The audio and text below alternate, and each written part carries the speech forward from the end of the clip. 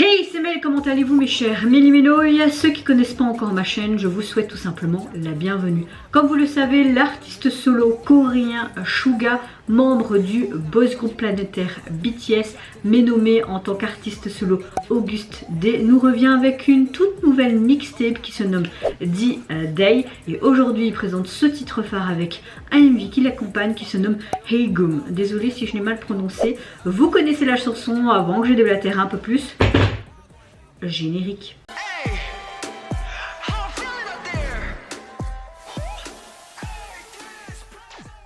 Franchement, quand j'entends ce nom Egum, je pense que on aura un son d'instrument traditionnel qui se nomme de la même manière. Quand j'entends ça aussi, ça me fait penser également à sa précédente mixtape et son titre phare Dashita. Donc ouais, j'ai hâte de voir ça. Je n'ai vu aucun teaser photo ni vidéo parce que j'avais pas envie de me spoiler. C'est un artiste que j'aime énormément. Tous les membres de BTS, je les aime énormément depuis leur début de carrière. Et pour le moment, je suis à chaque fois conquise par leurs projets solo. Parfois un peu moins, parfois un peu plus. Là, j'ai très hâte. C'est vrai que, pardon, Suga, ou Gus D si vous préférez, est une personne qui a tellement du talent, une émotion particulière. Et il montre sa couleur musicale d'une différente manière et chaque membre de BTS le montre chacune leur couleur et je trouve ça juste génial.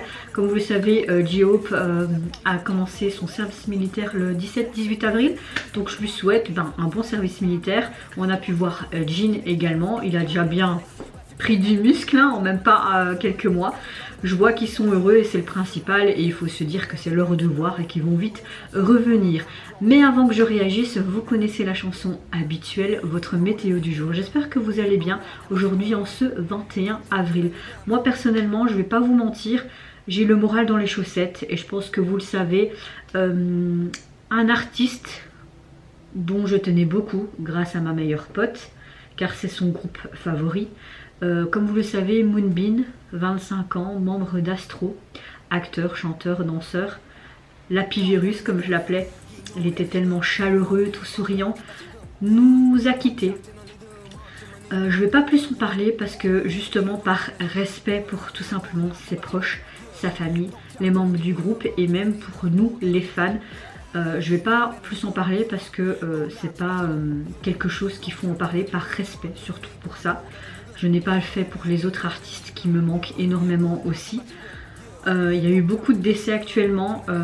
Je pense qu'il y en aura d'autres malheureusement parce qu'on sait comment l'industrie coréenne et même d'autres industries dans d'autres mondes fonctionnent. Je ne vais pas plus en parler parce que voilà, juste que j'ai une peine, vraiment une grande peine. C'est assez douloureux. Ça a été un choc émotionnel même. Quand ma meilleure amie m'a envoyé ça, j'ai beaucoup pleuré.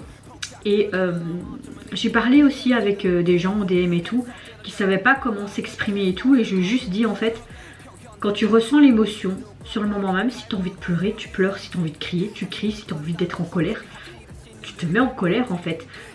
Laissez libre vos émotions et c'est pas parce que vous pleurez pour une personne que vous ne connaissez pas personnellement ou physiquement que vous pouvez pas en fait pleurer juste parce que c'est un membre d'un groupe ou un artiste. Vous êtes humain et c'est tout à fait normal de s'exprimer en fait à travers peut-être les réseaux sociaux, TikTok, même s'il y en a qui font ça que pour des vues et des likes, c'est des choses qui, voilà.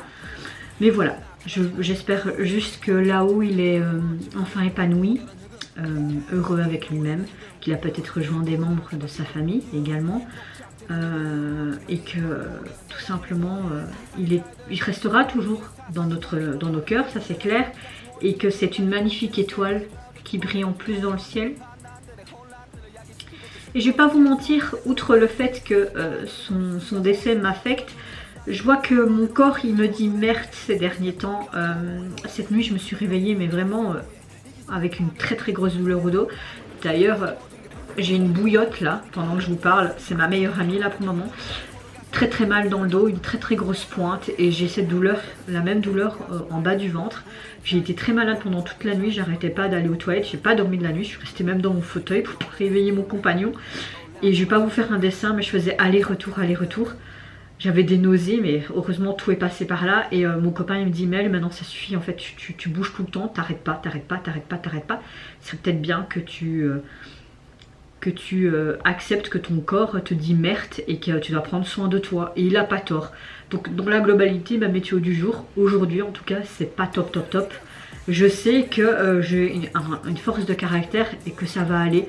Mais comme beaucoup de gens, je dois faire ce deuil, parce que oui, c'est un deuil, voilà. Même s'il y a beaucoup de gens qui peuvent pas le comprendre, mais je sais que la plupart de cette communauté peuvent le comprendre. Et en même temps, il faut que je freine, que je prends la pédale et que je freine littéralement, parce que sinon mon corps va vraiment me dire merde et en de ces cas je vais aller à l'hôpital en fait et j'ai pas envie d'en arriver là. Donc voilà, là si j'ai pris ma caméra et tout, c'est parce que je vais quand même mieux. J'ai toujours mal au dos mais c'est moins douloureux. Le souci c'est que j'arrivais même pas à dormir parce que allongée, cette pointe, c'est comme si j'avais un couteau qui se remuait en moi. Je n'arrivais pas en fait à être allongée sur le côté, sur le ventre, pas possible. La douleur disparaît seulement quand je suis assise, mais à vraiment à 90 degrés, tu vois. Et la bouillotte qui m'aide. Donc voilà ma météo du jour. Juste, soyez de bonne santé. Soyez auprès de vos proches, c'est hyper important. Même si parfois c'est pas facile avec des disputes, etc. Mais soutenez-vous, le soutien est primordial dans ce genre de nouvelles, on va dire ça comme ça. C'est peut-être un choc, c'est pas facile à digérer, mais petit à petit ça ira mieux, comme pour d'autres artistes qui ont rejoint les étoiles. Voilà, juste si vous avez besoin de parler, il n'y a pas de souci, j'en ai déjà discuté avec d'autres personnes en DM. J'ai Instagram, vous voulez un peu m'en parler, ça me fait du bien aussi d'en parler, donc n'hésitez pas, je vous ouvre la porte d'Instagram si vous le voulez. Voilà, je pense que je vais clôturer là mon long dialogue parce que ça va déjà faire 7 minutes, je vois ma caméra et on va se mettre dans l'axe et la musique va me faire du bien parce que moi la musique ça a toujours été une thérapie pour moi. Donc voilà, et c'est parti, let's go.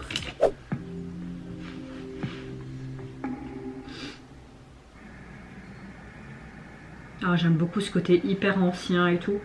Ok, c'est en mode bagarreur là. Il est en mode allez, je vais tout casser.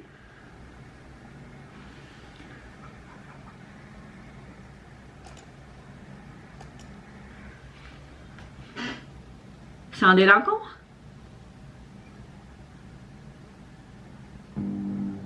Oh.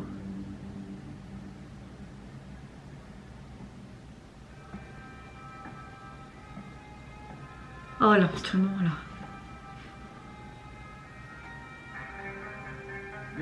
Oh.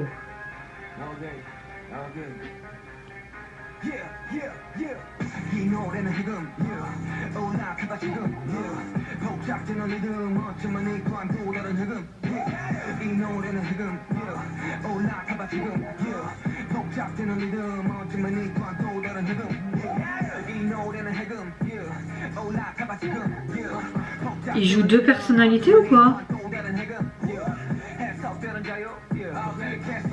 Comme si lui c'était le malfrat et lui c'est pas il avait pas cette cicatrice dans son précédent MV.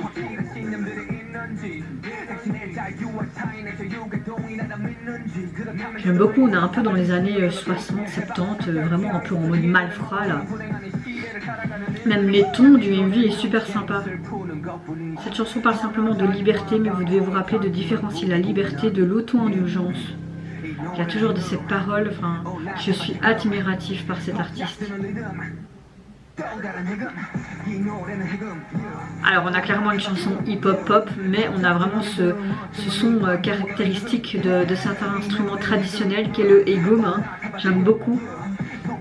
J'aime le fait qu'il fait tout simplement ce qu'il kiffe, donc vraiment le rap, hip-hop, pop, mais avec son côté traditionnel de son pays. Il met vraiment tout le temps en avant sa culture et c'est ça que j'aime beaucoup avec Suga, parce que tu vois qu'il est fier d'être coréen tout simplement et c'est beau à voir. Esclave du capitalisme, esclave de la haine et des préjugés, esclave de YouTube et... Waouh. Waouh.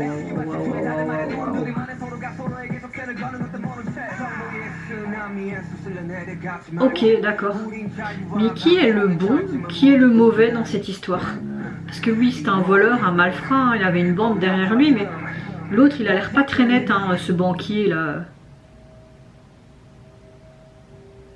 C'est hyper bien fait. Ok, pourquoi il brûle tout cet argent?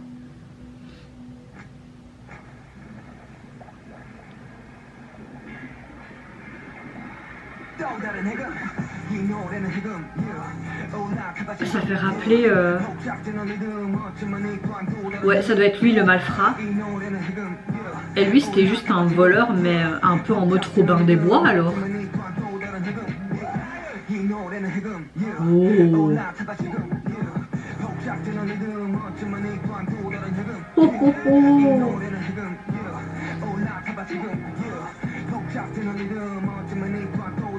Tout était en coup monté pour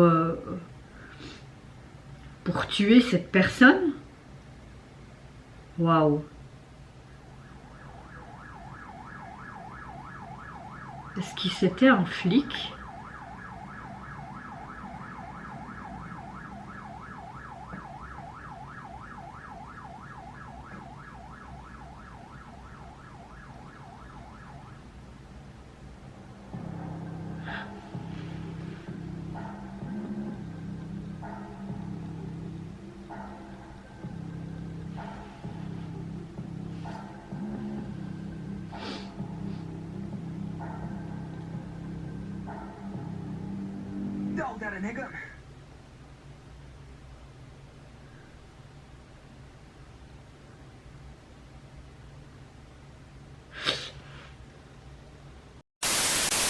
Alors, clairement, ce titre m'a encore époustouflé, sans vous mentir. On a clairement une chanson pop, hip-hop, rap, comme on a l'habitude de voir avec Suga. Je préfère dire Suga parce que Auguste D, je le prononce trop mal. On va à travers vraiment plein de montagnes russes à travers cette MV, cette chanson, ces paroles, mais ça montre clairement, définitivement les émotions de sa chanson et c'est clairement du Suga. Ouais, il n'y a pas, voilà, il n'y a pas à tergiverser, c'est clairement sa couleur musicale. Dans le MV, on voit que Suga joue en fait deux personnages. Il joue une personne riche et pauvre. On voit plus la personne pauvre, mais en même temps, la vidéo montre que cette version qui est plus grossière de lui et qui n'est pas spécialement raffinée comme un gangster de rue, parce que tu voyais même que derrière lui, il avait tout son gang. C'est comme s'il voulait conquérir en fait sa version qui était beaucoup plus riche, raffinée et peut-être qu'il montre sa vraie personnalité en fait, tu vois. Encore une fois, j'aime cette ambiance où il montre, de par l'instrument traditionnel qu'on entendait, mais de par aussi le décor, l'environnement, ce côté très traditionnel coréen. On voit qu'il aime faire cette touche moderne et cette touche traditionnelle coréenne, qu'il est fier tout simplement de ses origines. Et ça, j'aime beaucoup. Attendez, parce que là, j'ai un problème avec mon écran. Il fait n'importe quoi, mon téléphone. Il ouvre des pubs et des pubs. Pourtant, j'ai mis un truc anti-spam. Et ouais, tu le vois clairement aussi à la fin, comme si tout était un stratagème et que sa version pauvre, mais peut-être sa vraie personnalité, était en fait tout un stratagème pour capturer, entre guillemets, c'est lui qui est capturé et noyé, hein, mais on voit que tous ces sbires, on va dire, sont derrière lui et pas derrière sa personnalité riche, on va dire ça comme ça. Il avait sa cicatrice qu'on voyait dans son précédent opus, hein, Dashita. Donc on avait vraiment un clin d'œil, même des éléments de clin d'œil de son précédent MV dans celui-ci. Donc c'était vraiment une suite. Cet album, cette troisième mixtape termine cette trilogie de mixtape. Donc c'est vraiment cool, on a comme une sorte de chapitre final. Les paroles m'ont vraiment estomaqué comme d'habitude, vraiment waouh, waouh, waouh. Il faut savoir que Egum, j'ai été voir ce que ça signifiait sur le net, et ça signifie tout simplement quelque chose pour déverrouiller en fait une chose qui est interdite. 2 minutes, je vais couper là parce que ma belle maman me sonne. Allô? Voilà, je vous reprends, c'est juste ma belle maman qui nous invitait à manger ce soir. Tant mieux, je dois pas cuisiner. Donc je disais, clairement, ça signifie tout simplement le titre que c'est déverrouiller quelque chose qui est interdit. Et ça, c'est un trop beau, enfin, j'aime beaucoup cette métaphore, cette signification. Et comme je disais, les paroles sont vraiment waouh. Je sais pas quoi dire de plus à part que c'est une masterclass, comme d'habitude. C'est du grand chouga. Alors, au niveau de son, désolée si je parle un peu dans tous les sens, les émotions et mon mal de dos font que je m'exprime un peu mal, mais c'est pas grave, c'est humain. Au niveau de son album, il est constitué donc de 10 titres inédits. Vous pouvez retrouver également une chanson en feat avec Yu, J-Hope aussi. Et je vois aussi Ryuichi Sakamoto et Woo-sung de The Rose. Donc j'ai très hâte, ça j'avais vu passer sur les plateformes, sur Instagram notamment. J'ai très hâte d'écouter ce son. Surtout que Ryuichi Sakamoto est décédé malheureusement. Reposez en paix monsieur, hein, il me semble, hein, si je me trompe pas. Si je me trompe, je suis vraiment désolée, mais je pense que c'est ce que j'avais lu dans l'article. J'ai mes cheveux qui se mettent un peu n'importe comment, c'est pas grave, je suis pas là pour me faire une beauté, n'est-ce pas? Au niveau de son single, on dirait tout simplement un béton, et comme si on avait pris en fait un marteau-piqueur et qu'on avait écrit le D-Day. La police est très simple, très neutre cette illustration de jaquette, mais bizarrement j'aime bien. J'aime bien. Et vous mes chers méli-mélos, n'hésitez pas à me dire en commentaire si ça tout simplement, si le MV vous a plu, également la signification des paroles, si vous avez apprécié également l'esthétique du MV et cette dualité entre deux personnalités que tout le monde peut avoir, une sorte de partie sombre et une partie lumière. Moi je vous fais d'énormes gros bisous, prenez soin de vous, de votre famille, de toutes les personnes qui vous entourent. Si vous le voulez, n'hésitez pas à me lâcher un petit like, à vous abonner à ma chaîne si mon contenu et ma personne vous plaisent. Et en attendant, je vous dis au revoir, bye, sayonara. 이제는 생각에 좌우됐지 범의 각종 논란들은 판단들의 혼란들을 야기시키고 또 쉴 틈 없이 생산되네 과연을 금지시킨 건 무엇일까 어쩌면 우리 자신 아닐까 자본의 노예 돈들의 노예 중고심과 편견 혐오의 노예 유튜브의 노예